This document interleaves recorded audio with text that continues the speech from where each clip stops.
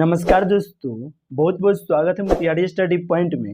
इस वीडियो में हम लोग 12th बोर्ड परीक्षा 2025 के लिए वीडियो देखेंगे, जो कि हिंदी का वीडियो देखेंगे और 50 VBI ऑब्जेक्टिव प्रश्न को देखेंगे। यानी कि इस वीडियो को आप देख लेते हैं तो 12th बोर्ड परीक्षा 2025 में इसमें से बहुत ऐसा ऑब्जेक्टिव प्रश्न सीधे आपको देखने को मिलेगा, इसलिए सभी प्रश्नों को आप याद कर लीजिएगा। तो चलिए हम लोग सीधे प्रश्नों को देखते हैं। एक नंबर देखिए, प्रश्न क्या करा है। यह प्रश्न करा है चंद्रहार शर्मा गुलेरी की कहानी है, यानी कि हम लोग को बताना है चंद्रहार शर्मा गुलेरी की कहानी इनमें कौन है। तो आप याद रखिए, उसने कहा था कहानी जो है वह चंद्रहार शर्मा गुलेरी की कहानी है, इसलिए राइट आंसर जो होगा वह ऑप्शन डी हो जाएगा। और साथ में आप याद रखिएगा, जूठन पाठ के लेखक जो है वह ओम प्रकाश वाल्मीकि जी है और रोज पाठ के लेखक जो है वह अज्ञा जी। अगर पूछेगा अज्ञा जी किस पाठ के लेखक है तो रोज पाठ के लेखक है, आप याद रखिएगा। और तीर्थ पाठ के लेखक है तो उदय प्रकाश जी है। आप सभी प्रश्न को इस प्रकार से आप याद रखिएगा साथ में। चलिए हम नेक्स्ट प्रश्न की बात करते हैं, यानी कि 2 नंबर प्रश्न को देखते हैं। और 2 नंबर प्रश्न कर रहा है, बालकृष भट्ट किस युग के रचनाकार है? भारतेंदु युग के, या प्रेमचंद युग के, या द्वितीय युग के, या इनमें से कोई नहीं।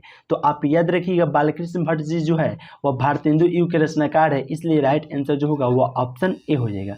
राइट आंसर क्या हो जाएगा? ऑप्शन ए हो जाएगा। आप याद रखिएगा, अगर पूछेगा बालकृष्ण भट्ट किस युग के रचनाकार है तो आप याद रखिएगा भारतेंदु युग के। चलिए नेक्स्ट प्रश्न को देखते हैं, यानी कि अब हम लोग कितना नंबर प्रश्न को देखेंगे।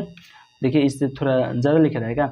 देखिए 3 नंबर प्रश्न को देखते हैं। और देखिए 3 नंबर जो प्रश्न है, यह प्रश्न कर रहा है जयप्रकाश नारायण के द्वारा रचित पाठ का नाम क्या है? तो आप याद रखिएगा, जयप्रकाश नारायण जी द्वारा रचित पाठ के नाम जो है वह इनमें क्या है? जयप्रकाश नारायण जी द्वारा रचित पाठ का जो नाम है यह है संपूर्ण क्रांति। राइट आंसर क्या हो जाएगा? ऑप्शन सी हो जाएगा, संपूर्ण क्रांति है। और देखिए प्रगीत और समाज पाठ के लेखक के हैं तो आप याद रखिएगा नामवर सिंह है। प्रगीत और समाज पाठ के लेखक अगर पूछेगा परीक्षा में क्या है तो नामवर सिंह है, आप साथ में याद रखिएगा। चलिए नेक्स्ट प्रश्न को देखते हैं, यानी कितना नंबर प्रश्न को देखते हैं तो 4 नंबर प्रश्न को देखते हैं। और 4 नंबर प्रश्न देखिए क्या कर रहा है। देखिए अब लिखा ही नहीं रहे, गजब वाला इसका। एक मिनट रुक जाइए। हाँ अब लिखाएगा। 4 नंबर प्रश्न को देखिए। देखिए 4 नंबर जो प्रश्न है, यह प्रश्न कराए लीडबेटर की नज़र में जय कृष्ण मूर्ति क्या थे? तो आप याद रखिएगा, लीडबेटर की नज़र में जय कृष्ण मूर्ति जो थे वह विश्वस्त शिक्षक थे, इसलिए राइट आंसर जो होगा वह ऑप्शन डी हो जाएगा। चलिए 5 नंबर प्रश्न की बात करते हैं। और 5 नंबर प्रश्न कर रहा है सपरिवार शब्द में उपसर्ग है, तो सधन क्या हो जाएगा? परिवार हो जाएगा। तो राइट आंसर उपसर्ग क्या हो जाएगा? स हो जाएगा। राइट आंसर क्या हो जाएगा? ऑप्शन ए हो जाएगा।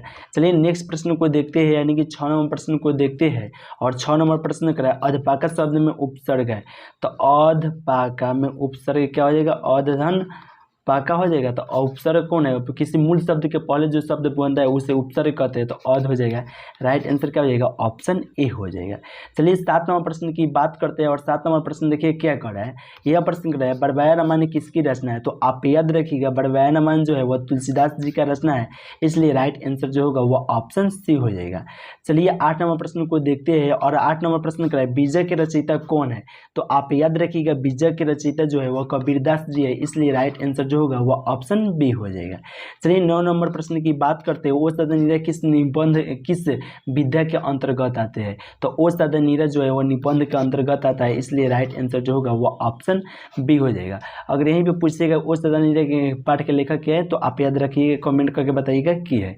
चलिए 10 नंबर प्रश्न की बात करते हैं। और 10 नंबर प्रश्न कराए जनजन का चेहरा एक शीर्षक कविता के कवि कौन है? तो आप याद रखिएगा गजानन माधव मुक्तिबोध जी है, इसलिए राइट आंसर जो होगा वो ऑप्शन बी हो जाएगा। अब साथ में याद रखिएगा ज्ञानेंद्र पति किस पाठ के लेखक है? तो गांव का घर पाठ के लेखक है। गांव का घर पाठ के लेखक क्या है? तो ज्ञानेंद्र पति जी, आप साथ में याद रखिएगा।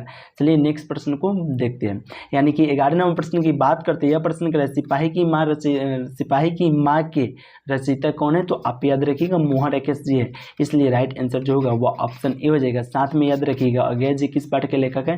तो रोज पाठ के लेखक है। अगर यहीं पे पूछता है कि मोहन राकेश का जन्म कब हुआ था, तो आप याद रखिएगा मोहन राकेश का जन्म 8 जनवरी 1925 में हुआ था। मोहन राकेश का जन्म कब हुआ था? तो 8 जनवरी 1900 कब? तो 25 में हुआ था। और यहीं पे पूछा जाता है कि मोहन राकेश का मृत्यु कब हुआ था, यानी कि मोहन राकेश का मृत्यु कहिए या निधन कहिए, तो 3 दिसंबर 1972 को हुआ था। 3 दिसंबर 1900 कब? 1972 को हुआ था। क्या? तो मोहन राकेश का जन्म 8 जनवरी 1925 को हुआ था, 3 दिसंबर 1972 को मृत्यु हुआ था। चलिए नेक्स्ट प्रश्न को देखते हैं, यानी 12 नंबर प्रश्न को देखते हैं। धीरे धीरे शब्द कौन सा समास है? तो धीरे धीरे शब्द जो है वो अव्ययीभाव समास है, इसलिए राइट आंसर जो होगा वो ऑप्शन ए हो जाएगा। चलिए 13 नंबर प्रश्न की बात करते हैं, और यह जो प्रश्न है, यह प्रश्न करा है और नरेश्वर शीर्षक पाठ के लेखक कौन है? तो आप याद रखिएगा रामधारी सिंह दिनकर जी है। और नरेश्वर शीर्षक पाठ के लेखक के है? तो रामधारी सिंह दिनकर जी है, इसलिए राइट आंसर जो होगा वो ऑप्शन सी हो जाएगा। और आपसे पूछा जाएगा रामधारी सिंह दिनकर जी का जो जन्म हुआ था, क्या रामधारी सिंह दिनकर जी का जन्म कब हुआ था? तो 23 सितंबर 1900 याद रखिएगा 23 सितंबर 1908 को हुआ था। रामधारी सिंह दिनकर जी का जन्म कब हुआ था? 23 सितंबर 1908 को हुआ था, आप साथ में याद रखिएगा। चलिए देखते हैं 14 नंबर प्रश्न को। यह प्रश्न कराए जय कृष्ण मूर्ति का पूरा नाम क्या है? तो आप याद रखिएगा जय कृष्ण मूर्ति का पूरा नाम है जिद्दू कृष्ण मूर्ति है, इसलिए राइट आंसर जो होगा वो ऑप्शन बी हो जाएगा। जय कृष्ण मूर्ति का पूरा नाम क्या है? तो जिद्दू कृष्ण मूर्ति है। और पूछेगा जय कृष्ण मूर्ति का जो जन्म हुआ था वो कब हुआ था? तो आप याद रखिएगा 12 मई 1895 को हुआ था। 12 मई 1895 को जय कृष्ण मूर्ति का जन्म हुआ था, आप साथ में याद रखिएगा। चलिए 15 नंबर प्रश्न की बात करते हैं। भूषण की कविता में कौन सा रस पाया जाता है? तो भूषण की कविता में आप याद रखिएगा विविध रस पाया जाता है। भूषण की कविता में कौन सा रस पाया जाता है? तो विविध रस पाया जाता है, इसलिए राइट आंसर जो होगा वो ऑप्शन सी हो जाएगा। चलिए 16 नंबर प्रश्न की बात करते हैं। यह प्रश्न कराए कवियों का कवि किसे कहा जाता है? तो शमशेर बहादुर सिंह को कवियों का कवि कहा जाता है, इसलिए राइट आंसर जो होगा वो ऑप्शन बी हो जाएगा। 17 नंबर प्रश्न को देखते हैं। यह प्रश्न कराए प्राकृतिक वर्णन से संबंधित कविता है, यानी कि हम लोग को बताना है प्राकृतिक वर्णन से संबंधित कविता इसमें कौन है? तो उषा है। और उषा के पाठ के लेखक के है? तो शमशेर बहादुर सिंह जी है, आप साथ में याद रखिएगा। और यही है जो प्राकृतिक वर्णन से संबंधित कविता है, इसलिए राइट आंसर ऑप्शन सी हो जाएगा। चलिए 18 नंबर प्रश्न को देखते हैं। और 18 नंबर प्रश्न देखिए क्या करे कवि रघुवीर सहाय के पिता का नाम क्या था? तो हरदेव सहाय था, इसलिए राइट आंसर जो होगा वो ऑप्शन ए हो जाएगा, हरदेव सहाय। चलिए नेक्स्ट प्रश्न को देखते हैं। यह प्रश्न कराए शिव का उपासक कहलाता है तो शैव कहलाता है, इसलिए राइट आंसर जो होगा वो ऑप्शन बी हो जाएगा। आप लोग याद रखिएगा शिव का उपासक शैव कहलाता है। चलिए 20 नंबर प्रश्न की बात करते हैं। और 20 नंबर प्रश्न क्या है? ग्राम शब्द का विशेषण क्या हो जाएगा? तो ग्रामीण हो जाएगा। ग्राम शब्द का विशेषण क्या होता है? तो ग्रामीण होता है, इसलिए राइट आंसर जो होगा वो ऑप्शन सी हो जाएगा। चलिए 21 नंबर प्रश्न की बात करते हैं। बेईमान शब्द का विलोम शब्द होगा, ईमानदार शब्द का विलोम शब्द क्या हो जाएगा? तो बेईमान हो जाएगा, राइट आंसर क्या हो जाएगा? ऑप्शन बी हो जाएगा, आप याद रखिएगा। चलिए देखते हैं 22 नंबर प्रश्न को। और देखिए हम लोग इतना फास्ट प्रश्न को देख रहे हैं इसलिए कि आपका बहुत कम समय बचा हुआ है परीक्षा के, और आप और भी सब्जेक्ट को तैयारी कीजिए। हिंदी बहुत हल्का है तो आप कम ही समय में आपको ज़्यादा प्रश्न बता देंगे इस चैनल के माध्यम से। तो आप आइएगा डेली एक कम से कम वीडियो डेली देख लीजिएगा, तो आपका ऑब्जेक्टिव पूरा क्लियर हो जाएगा। इसलिए हम फास्ट बता देंगे और सभी ऑब्जेक्टिव को क्लियर करा देंगे। चलिए 22 नंबर प्रश्न को देखते हैं। और नरेश्वर कल्पित रूप है तो शिव और पार्वती का, यह शंकर और पार्वती दिया रहेगा, तो आप राइट आंसर मार दीजिएगा। राइट आंसर क्या हो जाएगा? ऑप्शन बी हो जाएगा। चलिए 23 नंबर प्रश्न की बात करते हैं। और 23 नंबर प्रश्न का तुलसीदास की पत्नी का नाम क्या था? तो आप याद रखिए तुलसीदास की पत्नी का नाम जो है वह रत्नावली है, इसलिए राइट आंसर जो होगा वो ऑप्शन बी हो जाएगा। चलिए नेक्स्ट प्रश्न को देखते हैं, यानी कि 24 नंबर प्रश्न को देखते हैं। और 24 नंबर प्रश्न क्या है? पुरस्कार शब्द का विलोम शब्द क्या होता है? तो पुरस्कार शब्द का जो विलोम शब्द होता है वह दंड होता है, इसलिए राइट आंसर जो होगा वो ऑप्शन ए हो जाएगा। चलिए 25 नंबर प्रश्न को देखते हैं। और 25 नंबर जो प्रश्न है, यह प्रश्न क्या कर रहा है ज्ञानपीठ पुरस्कार से सम्मानित रचना कौन है? तो उर्वशी है। ज्ञानपीठ पुरस्कार से सम्मानित रचना कौन है? तो उर्वशी है, इसलिए राइट आंसर जो होगा वो ऑप्शन ए हो जाएगा। चलिए 26 नंबर प्रश्न की बात करते हैं। और 26 नंबर जो प्रश्न है, यह प्रश्न क्या है? संपूर्ण क्रांति के रचनाकार कौन है? तो आप याद रखिएगा संपूर्ण क्रांति के रचनाकार जो है वह जयप्रकाश नारायण जी है। राइट आंसर क्या हो जाएगा? ऑप्शन सी हो जाएगा। संपूर्ण क्रांति के रचनाकार के है तो जयप्रकाश नारायण जी है। और यहीं पर पूछा जाएगा कि जयप्रकाश नारायण का जन्म कब हुआ था? तो 11 अक्टूबर 1902 को हुआ था। जयप्रकाश नारायण का जन्म कब हुआ था? 11 अक्टूबर 1902 को हुआ था, आप याद रखिएगा साथ में। चलिए नेक्स्ट प्रश्न को देखते हैं, यानी कि 27 नंबर प्रश्न को देखते हैं। और यह प्रश्न क्या है? सूरसागर के कवि है, यानी कि सूरसागर के कवि है यह क्या है? तो सूरदास जी है। सूरसागर के कवि क्या है? तो सूरदास जी है, इसलिए राइट आंसर जो होगा वो ऑप्शन बी हो जाएगा। और यहीं पे पूछता है सूरदास का जन्म कब हुआ था? तो 1478 में हुआ। सूरदास का जन्म कब हुआ? 1478 में हुआ था, आप साथ में याद रखिएगा। चलिए नेक्स्ट प्रश्न को देखते हैं, यानी कि 28 नंबर प्रश्न को देखते हैं। आत्मा का विशेषण होगा तो आत्मिक होगा। आत्मा का विशेषण भूषण क्या होता है, आत्मिक होता है, इसलिए राइट आंसर जो होगा वो ऑप्शन सी हो जाएगा।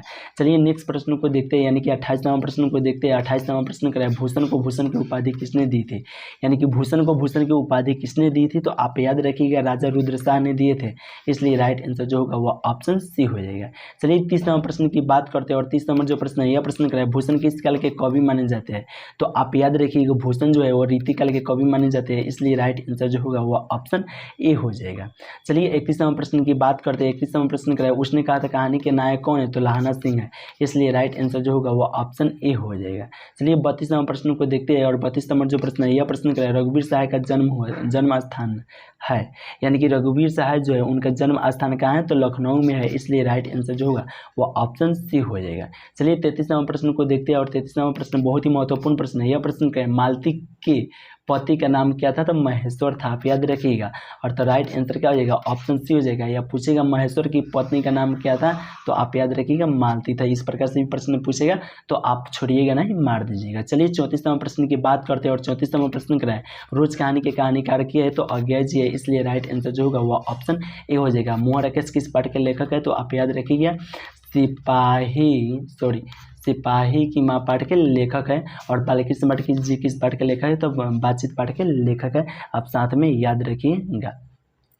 चलिए 35वां प्रश्न की बात करते हैं, और 35वां प्रश्न कह रहा है, तुलसीदास किस काल के कवि है, जो तुलसीदास जी है वह किस काल के कवि है, तो आप याद रखिएगा भक्ति काल के कवि जो है वह तुलसीदास जी है, इसलिए राइट आंसर जो होगा वो ऑप्शन ए हो जाएगा। चलिए 36वां प्रश्न को देखते हैं। यह प्रश्न कर रहा है, बालकृष्ण भट्ट किस काल के रचनाकार है, तो आधुनिक काल के रचनाकार है, इसलिए राइट आंसर जो होगा वो ऑप्शन डी हो जाएगा।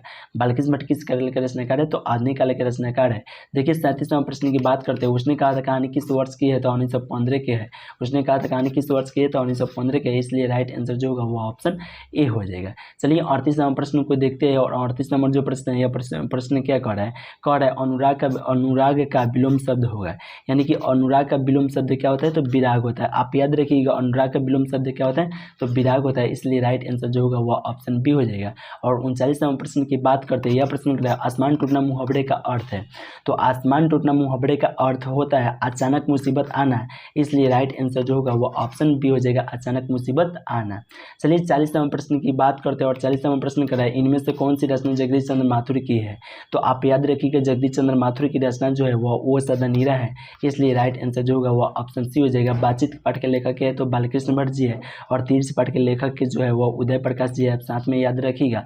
और हंसते हुए मेरा अकेलापन पाठ के लेखक के हैं, तो आप याद रखिएगा मलया जी है, तो आप साथ में इस सब प्रश्न को भी याद रखिएगा। चलिए 41वां प्रश्न की बात करते हैं, और 41वां प्रश्न क्या है, जूठन क्या है, तो जूठन जो है वो आत्मकथा है, इसलिए राइट आंसर जो होगा वो ऑप्शन डी हो जाएगा। और जूठन पाठ के लेखक के है तो ओम प्रकाश वाल्मीकि जी है, आप साथ में याद रखिएगा। चलिए 42वां प्रश्न की बात करते हैं, और 42वां प्रश्न क्या है, हंसते हुए मेरा अकेलापन किस विद्या की रचना है, यानी कि हंसते हुए मेरा अकेलापन किस विद्या की रचना है, तो डायरी का है, इसलिए राइट आंसर क्या हो जाएगा, ऑप्शन बी हो जाएगा। डायरी किन का है, तो मलया जी का है, आप याद रखिएगा। हंसते हुए मेरा अकेलापन का पाठ यहाँ पे अभी ना बताया आपको। चलिए 43वां प्रश्न की बात करते हैं, और 43वां प्रश्न क्या है, इनमें से कौन प्रेम के पीर के कवि है, तो आप याद रखिएगा प्रेम के पीर के कवि जो है वह इनमें से कौन है, तो आप याद रखिएगा मलिक मोहम्मद जायसी जी थे, इसलिए राइट आंसर जायसी हो जाएगा।